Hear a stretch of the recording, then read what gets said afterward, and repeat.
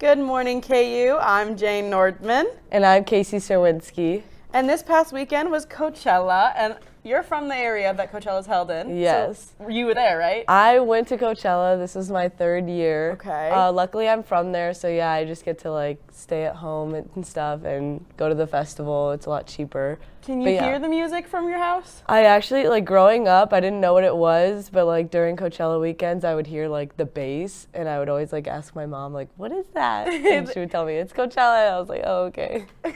So you went this year. What was a highlight? What was a low light of the experience? A highlight was definitely seeing Sabrina, and Sombra was really good too. Okay. That was an underdog. I was never a big fan of him, but he did really good crowd work. And John Summit had a surprise set that was really good too. But yeah, it was a fun year. Yeah. I saw that a bunch of stuff with the winds and people who were camping. So yeah. When you're there, can you see all the people who are living and camping out there, or is that in a hidden part that you can't see? No, it's that was definitely the worst part of it. Was this year the wind was just absolutely horrible. Yeah. And you can see in the main entrance and exit, you could see the fence where the fence is that blocks the camping area. And all of their canopies and stuff. And there was I remember the second day we were leaving and there was at least 3 canopies that were blown over that fence. Oh. And people I was getting posts about it, people were just super upset that it made it obviously 10 times more dusty.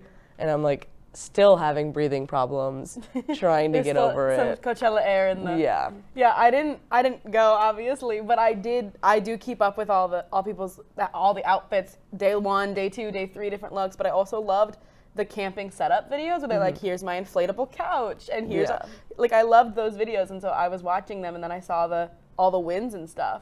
Yeah. I know there's always celebrities and there's always influencers. Did you experience anything with influencers, celebrities, anything like that? So yeah, weekend 1 is known for influencers and celebrities, and typically we go I like to go weekend 2 because I feel people are more just in tune with the festival and wanting to be there. But this year we went weekend 1, and so I was kind of on the lookout for that. Yeah. But I really didn't see as many people as I expected to. The main I saw at Sombra's set, I saw Joshua Bassett in front of me. And then I saw In and Out after day 3, Sonny Soljic, I think his name is. He's from mid-90s. Love that movie. And I think that's the majority of the celebrity influencers. Not a lot of people, even though it's you're walking by people constantly. And so you're oh, surely. But no, it actually makes it harder. Well, and also some people who just have really good outfits could just be regular people. They might not be people. Regular people filming stylists. each other. Yeah. How far in advance did you plan your outfit at all, if at all? Oh my God. Well, so my outfits I feel they weren't horrible, but I feel you could tell they're a bit last minute. I was not thinking about it. I had so many birthdays before leaving to go to Coachella. Yeah. So I was I didn't even let myself think about it because I was I need to focus on my life here. Yeah. And then literally 2 days before, I went out and tried shopping as much as I could, and then went home and also was thrifting a bit before going to each of the days. Yeah. And yeah, it was fine. I think they turned out well. I liked them, but yeah. Could it, people around me, my friends, oh my God, they're just really stylish people. Yeah. Well, so people who weren't, dressing to their full abilities, Kendall Jenner was in a white tank top and shorts.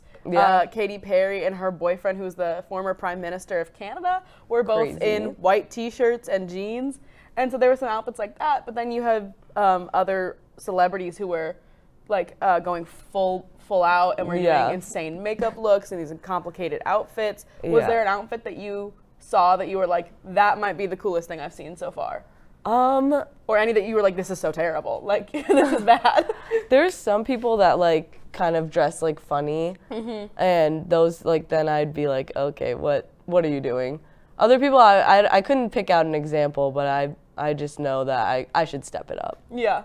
So you're ready for next year? Yeah. All right. Was there anything else you want to add about your experience? No, I think that's it. Thank you for asking. Of course. Well, after this, we're going to have a quick break, and then we'll be back with news.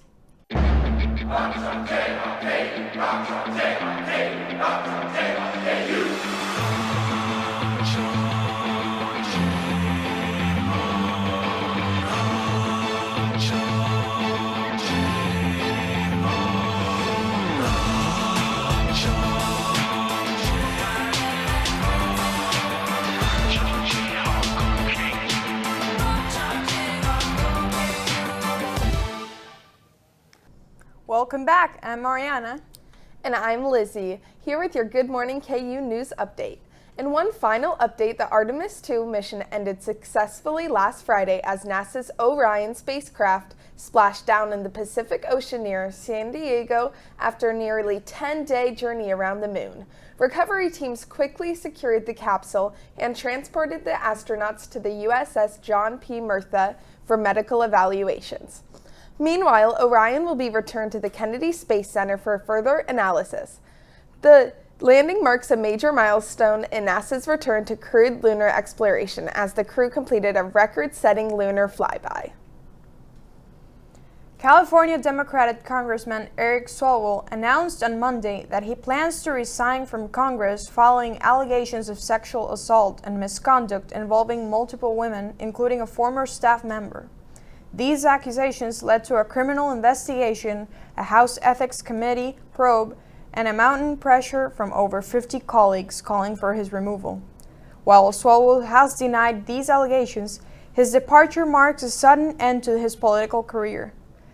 This was followed minutes later by the resignation of Republican Representative Tony Gonzalez of Texas, who is facing similar allegations. The city of Lawrence is planning to host a variety of Earth Day events over the next 2 weekends, including the Kansas Riverbank Cleanup, led by Friends of the Kaw, and the Wakarusa Wetland Celebration at the Medicine Wheel Earthwork on April 18th, followed by a family-friendly Earth Day fair at South Park.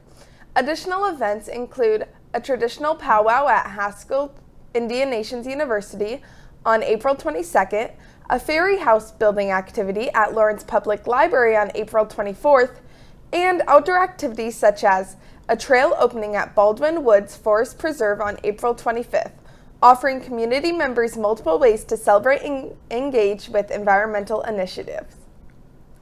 Rory McIlroy captured his second consecutive Masters Tournament title on Sunday, finishing at 12 under and beating Scottie Scheffler by just one shot at the Augusta National.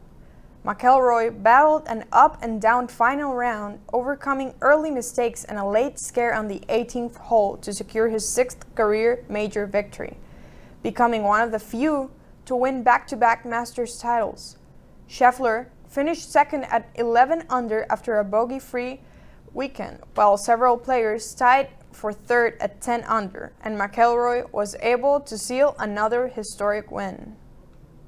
In a televised interview, President Donald Trump claims that the ongoing U.S.-Iran conflict is, quote, very close to over, expressing his confidence that Iran is eager to reach a peace deal and predicting a strong economic rebound once the war ends. His comments come as optimism grows in financial markets despite stalled peace talks and uncertainty over a potential ceasefire extension, which U.S. officials say has not yet been formally agreed upon.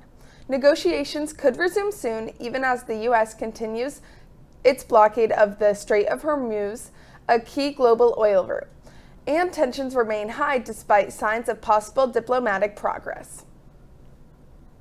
The, quote, People's Princess, Azzi Fudd, went number 1 overall as she was drafted to the Dallas Wings at the 2026 WNBA draft, continuing a trend of UConn stars at the top. Additionally, powerhouse programs like the reigning NCAA national champions, the UCLA Bruins, dominated by a record 6 players selected. Big winners at the draft, including the Washington Mystics and Seattle Storm, who were able to stack multiple young talents, while the Golden State Valkyries drew scrutiny for trading LUSA star Floje Johnson shortly after drafting her, highlighting the unpredictability of a draft class filled with both star power and question marks. Now let's send it over to Jaden with an update on KU sports. Thanks, Lizzie. The baseball team is on a roll. Kansas has won 11 straight games, including last night's 5-2 win over Wichita State. KU is now 27-10 and leads the Big 12 Conference with a 12-3 record. The Jayhawks swept 17th ranked UCF last weekend at Hoagland Ballpark and will head to Stillwater this weekend for a 3-game series with Oklahoma State. The softball team has been keeping pace, winning its 5th consecutive series with last weekend's victories over Baylor. The Jayhawks are 29-13 after last night's loss to Missouri. KU is 10-5 in the conference and will travel to Orlando, Florida this weekend for a 3-game series with UCF. Speaking of playing against Missouri, the football team recently announced that this year's game against the Tigers will be moved to a Friday night kickoff. The rivalry will resume on Friday, September 11th, the week before the Jayhawks will travel to London to play Arizona State. KU will open the season on Friday, September 4th against Long Island University. The track team sent its multis to California last weekend to compete in the Brian Clay Invitational. Junior Connor Dunback set or tied 5 PRs on his way to winning the Group B decathlon with a score of 73-63. The rowing team swept both K-State and Creighton at last weekend's Sunflower Showdown. It was senior day for the Jayhawks, and post-race ceremonies highlighted 12 graduating rowers, including our own Kara Lyons, who sat 7th seat in the varsity 8th boat. The tennis team also beat K-State last weekend. The Jayhawks won the doubles point and then swept the first 3 singles matches to finish with a 4-0 victory. The Big 12 championships began today and continue this week in Orlando. And finally, KU women's assistant basketball coach is leaving the team to become the head coach at Loyola Chicago. Paige has been on head coach Brandon Schneider's staff for the past 5 seasons. That's it, sports. After the break, Aiden will be here with the weather.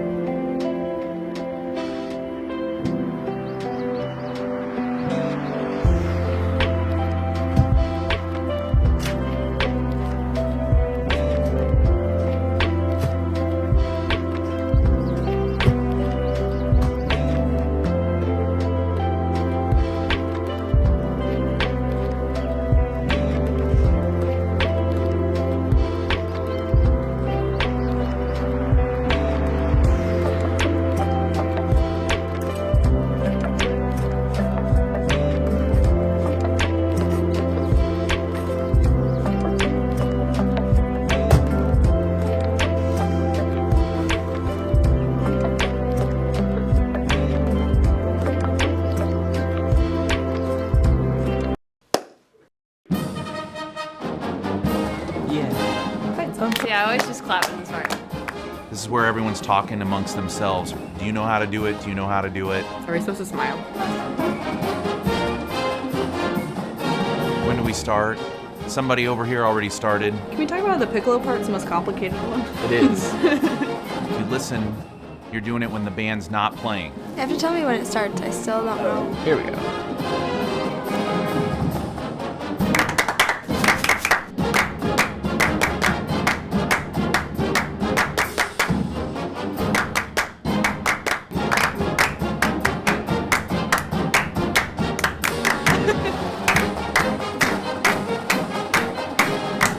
Just clapping now.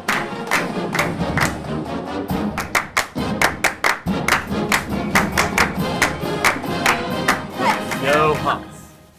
Nailed it. I practiced this morning. Mine was just 2 people. It has a right and a wrong way of doing it.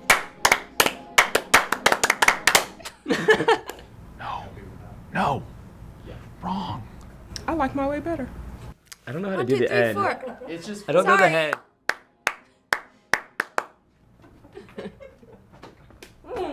That's great. It's hard by yourself. Good morning, KU. Temperature outside right now about 68 degrees, folks. We've got a high 82 degrees. Whatever clouds are hanging around this morning, not expected to last long today. Expecting a pretty 5-star Thursday. It's going to be beautiful outside. Even with the wind, there won't be much of it. Tomorrow, different story though. It's still a high of 82, but we've got a great chance of showers and thunderstorms, especially into our evening. Some of those storms could be severe. With these, kind of got to expect everything with them. Tornado risk, it's low, but it's still there, folks. We saw what happened on Monday with tornadoes. Got to be paying attention. Winds coming out of south, 15, 20 miles an hour. Those storms not going to be looking too well. Let's move ahead. 7-day forecast for you guys. It's looking amazing if you can ignore tomorrow. Once we get past tomorrow though, it's going to be beautiful outside. We've got sunny skies and temperatures in the 60s, in the 70s. Saturday though, that cold front sweeping through over Friday night, and it's going to drop our temperatures down into the 50s. Wednesday, slight chance of showers and thunderstorms, a high of 78. That's all I've got for you guys. All right, I'll keep you here in a little bit for KUJH. I'll see you here next Thursday for Good Morning KU.